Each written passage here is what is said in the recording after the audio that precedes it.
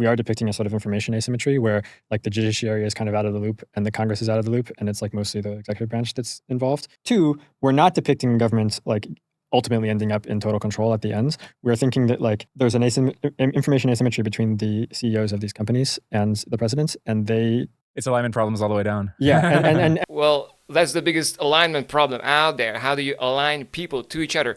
Not even between China and the US, but within the US. How are they going to make sure that power is distributed? The White House can sort of threaten, here's all these orders I could make, Defense Production Act, blah, blah, blah, blah, blah, blah. I could like do all this terrible stuff to you and basically disempower you and take control. And then the CEO can be like, threaten back and be like, here's how we would fight it in the courts, here's how we would fight it in the public, here's all this, stuff we would do. And after then they both do their posturing with all their threats.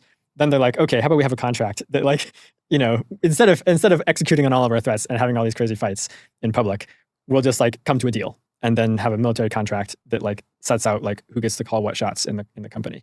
And so that's what we depict happening. They don't blow up into this huge power struggle publicly. Instead, they sort of like negotiate and come to some sort of deal where they basically share power. And like there's this oversight committee that has some members appointed by the president, and then also like the CEO and his people.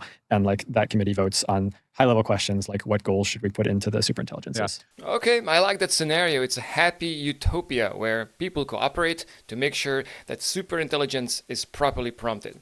I wonder though how stable that situation is going to be, especially considering that superintelligence at this point is going up vertically on the intelligence ladder.